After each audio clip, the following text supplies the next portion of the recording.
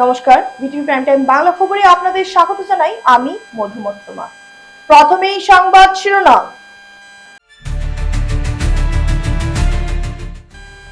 বরখলার জারেলতলায় মর্মান্তিক সড়ক দুর্ঘটনা, গাড়ির ধাক্কায় মৃত্যু 12 বছরের শিশু, এলাকায় শোক।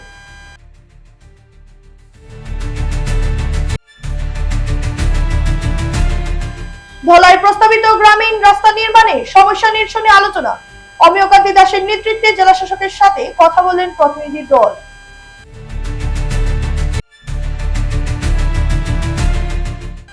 হাইলাকান্দি দামছড়ায় দ্বিতীয় দিনে অব্যাহত উচ্ছেদ অভিযান। দামছড়ার প্রথম, দ্বিতীয়, তৃতীয় ও চতুর্থ নম্বর সেক্টরে চলছে এই উচ্ছেদ অভিযান। এবারে যাচ্ছি বিস্তারিত খবরে। বরখলার জারেলতলায় এক মর্মান্তিক সড়ক দুর্ঘটনায় মৃত্যু হলো 12 বছরের শিশু শুভজিৎ নাথে। মঙ্গলবার সকাল 9:30 নাগাদ জারেলতলা প্রথম খণ্ডের একটি গ্রামীণ রাস্তায় বালু বোঝাই একটি ম্যাজিক ট্রাকের ধাক্কায় প্রাণ হারায় শিশুটি। ঘটনার বিবরণে জানা গেছে, বালু নিয়ে ট্রাকটি একটি বাড়িতে ঢোকার সময় পিছনের দিকে যাচ্ছিল। সেই সময় অসাবধানতাবশত ট্রাকের পেছনের চাক্কায় পিষ্ট হয়ে ঘটনাস্থলে মৃত্যু হয় শুভজিতের।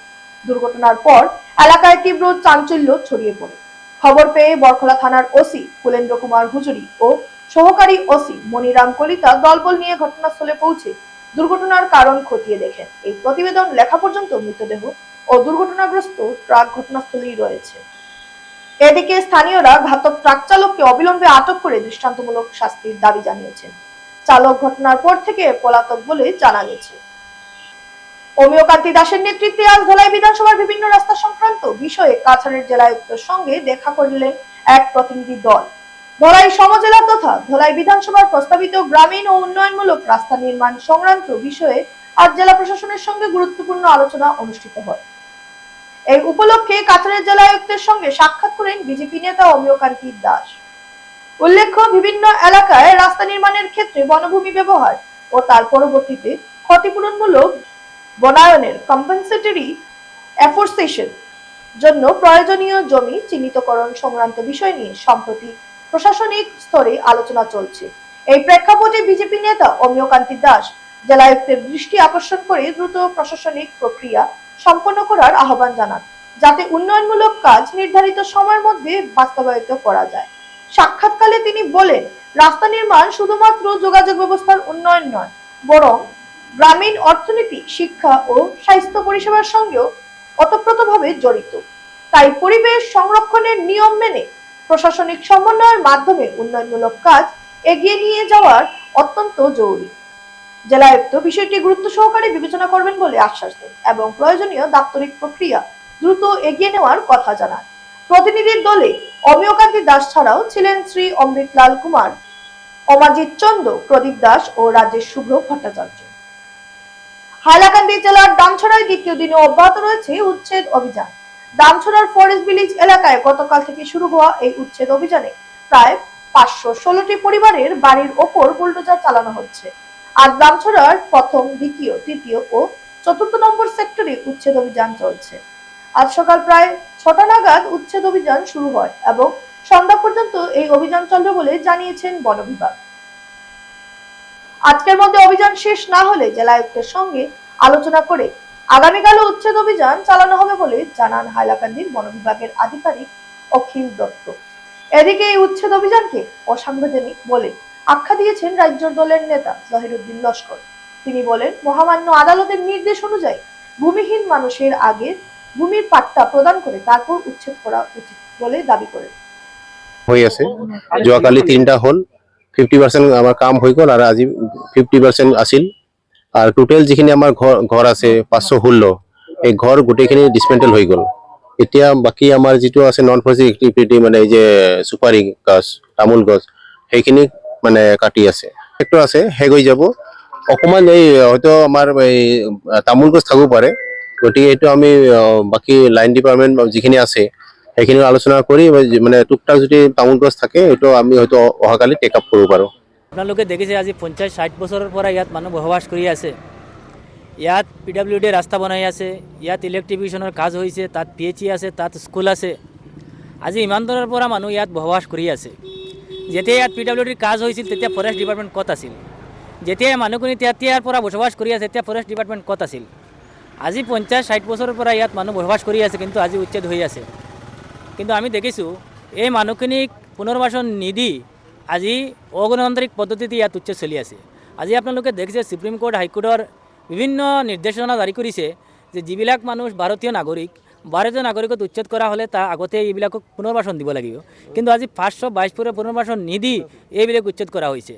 আসলে অসমৰ মাননীয় মুখ্যমন্ত্ৰী মহোদয় ইয়াত ৰাজনীতিৰ কাৰণত এইটো উচ্ছেদ কৰি আছে। আজি ইয়াত যিবিলাক ৰিয়াং সম্প্ৰদায়ৰ মানুহ আছে এইবিলাক এছটি নহয়, এইবিলাক জেনাৰেল, কিন্তু এইবিলাক কিয় উচ্ছেদ কৰা নাই? 26-এর বিধানসভা নির্বাচনের প্রাককালে বেহালপূর্ত সড়ক সংস্কার না হলে ভোট বয়কটের হুঁশিয়ারি দিলেন বারখোলা বিধানসভার হাইয়ারবন এলাকার মানুষ। বিধায়ক মিসবাউল ইসলাম মুর্দাবাদ ধ্বনি দিয়ে ক্ষোভ ব্যক্ত করতে গিয়ে এলাকাবাসী জানান, শিলচর কালাইন সড়ক থেকে হিয়ারবন রাধাচরণ এলপি স্কুল পর্যন্ত প্রধানমন্ত্রী গ্রামীণ সড়কের অবস্থা অত্যন্ত বেহাল। বর্তমানে রাস্তাটির চরম বেহাল অবস্থায় পড়ে রয়েছে। বর্ষা এলে যানবাহন চলাচল দূরের কথা, পায়ের চপ্পল হাতে নিয়ে চলতে হয় মানুষের।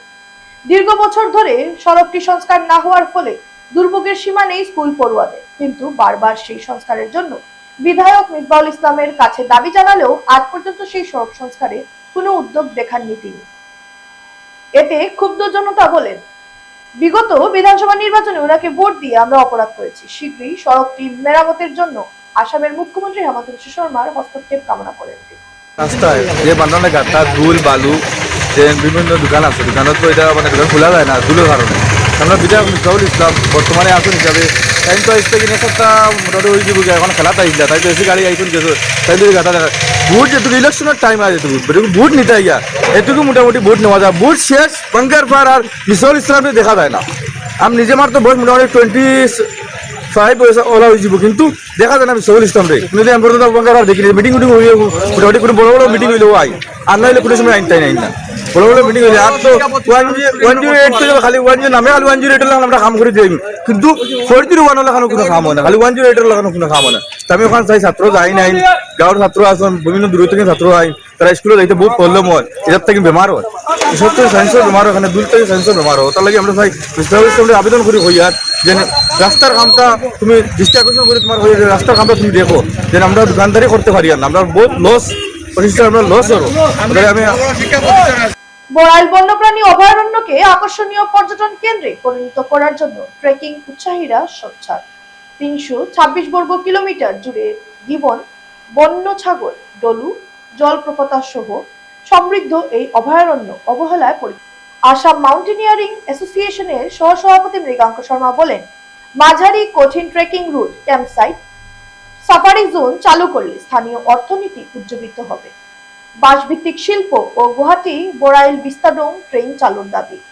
এক্স এনসিসি ক্যাডেট অ্যাসোসিয়েশনের জেনারেল সেক্রেটারি পুলকনাথ যথাসম্ভব উন্নয়নের আহ্বান জানালেন।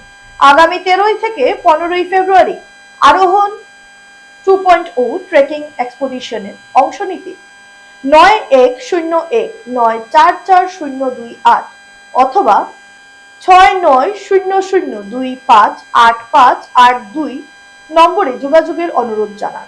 इनके अलावा यहाँ पे हम लोगों को और एक अच्छा पॉसिबिलिटी एक इकोनॉमी नज़र में आया है, that is bamboo based economy.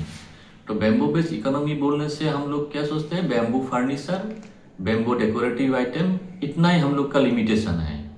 लेकिन सबसे इंटरेस्टिंग बात है कि डोलू वैली में या डोलू बड़ाइल वाइल्ड लाइफ सेंचुरी में जो बैम्बू मिलता है, that bamboo is one of the best in the world to make flute, बांसुरी।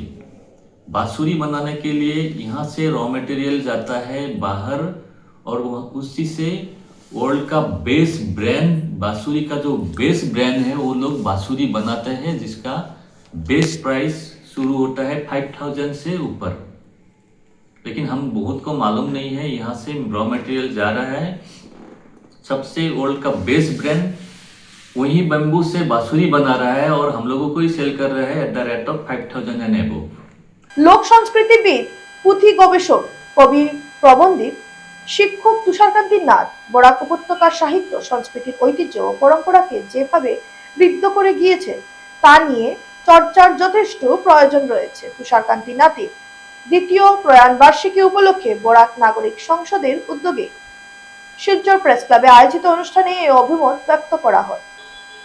আলোচনার বিষয় ছিল বরাক উপত্যকার সাহিত্য, সংস্কৃতি, ঐতিহ্য ও পরম্পরা।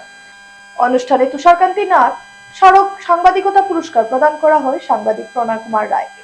বক্তব্য উপস্থাপন করেন বিশিষ্ট কবি, সাংবাদিক, চিন্তাবিদ অতীন দাস, প্রখ্যাত লেখক, বরাক উপত্যকা বঙ্গ সাহিত্য সংস্কৃতি সম্মেলন কাঁচা জেলা সমিতির সভাপতি সঞ্জীব দেবলস্কর, নাগরিক সংসদের প্রধান সম্পাদক শঙ্কর দে, কবি আমাদের সমকাল সম্পাদক স্নিগ্ধা নাথ, প্রেস ক্লাব সহ সভাপতি রিতেন ভট্টাচার্য, লেখক আরতি দাস, শিক্ষক প্রাবন্ধিক তপনকান্তি নাথ, কবি সাংবাদিক স্মৃতি পাল, সমাজকর্মী কিরণ রাজ, সাংবাদিক মুকুল সুদল চৌধুরী, সাংবাদিক মেঘনাথ কর, শাশ্বত ভট্টাচার্য প্রমুখ।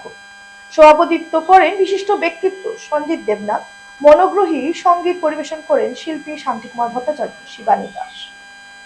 এ অঞ্চলের প্রথিতযশা ব্যক্তিত্ব, বিশিষ্ট লোক সংস্কৃতিবিদ, পুঁথি গবেষক, কবি প্রাবন্ধিক, জনপ্রিয় শিক্ষক তুষারকান্তি নাথের দ্বিতীয় প্রয়াণ বার্ষিকী অনুষ্ঠানের আয়োজন করেছি। আমরা সবাই জানি তুষারকান্তি নাথ এ অঞ্চলে সমাজ জীবনে যে কৃতিত্বের ছাপ রেখে গিয়েছেন, সাহিত্য সংস্কৃতির ঐতিহ্য ও পরম্পরাকে যেভাবে তিনি নতুন করে দিশা দেখিয়েছেন, আমাদের এই অঞ্চলকে তিনি আলোকিত করে গিয়েছেন। আমরা তার কাছে কৃতজ্ঞ। তাই তুষারকান্তি নাথের দ্বিতীয় প্রয়াণ বার্ষিকীতে তার স্মৃতির উদ্দেশ্যে আমরা বিনম্র প্রণতি নিবেদন করেছি, তার স্মৃতিচারণ করেছি। একই সঙ্গে নির্দিষ্ট আলোচনার বিষয় ছিল বরাক উপত্যকার সাহিত্য সংস্কৃতি ঐতিহ্য ও পরম্পরা। একই সঙ্গে আজকের এই অনুষ্ঠানে তুষারকান্তি নাথ স্মারক সাংবাদিকতা পুরস্কার প্রদান করা হয়েছে। বিকশিত আসাম, বিকশিত উদারবন এই স্লোগানকে সামনে রেখে ভারতীয় জনতা পার্টির উদ্যোগে উদারবন বিধানসভা কেন্দ্রের অন্তর্গত এক প্রবুদ্ধ নাগরিক সভা অনুষ্ঠিত হলো শিলচরের বঙ্গভবনে।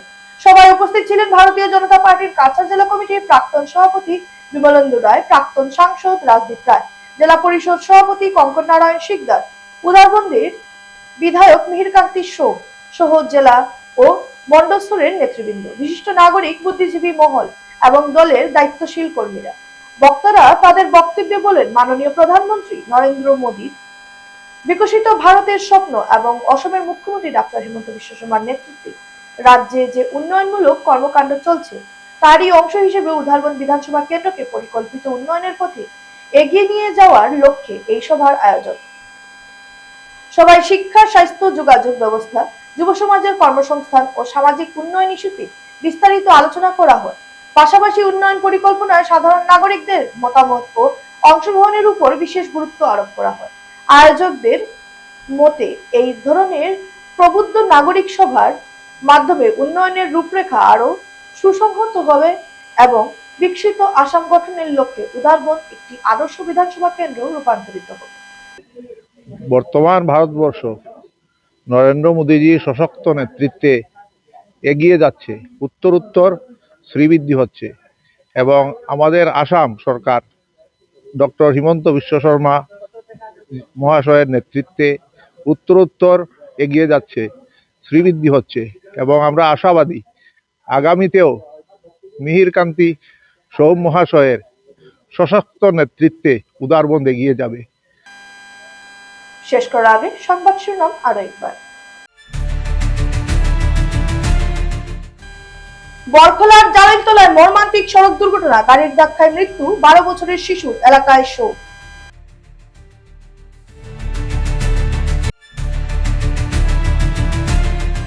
ধলাই প্রস্তাবিত গ্রামীণ রাস্তা নির্মাণে সমস্যা নিরসনে আলোচনা, অমিয়কান্তি দাসের নেতৃত্বে জেলা শাসকের সাথে কথা বলেন প্রতিনিধি দল।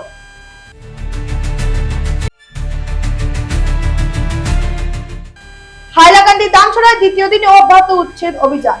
দামছড়ার প্রথম, দ্বিতীয়, তৃতীয় ও চতুর্থ নম্বর সেক্টরে চলছে এই উচ্ছেদ অভিযান। বিটিভি প্রাইম টাইম বাংলা খবর আজ এ পর্যন্ত। নমস্কার।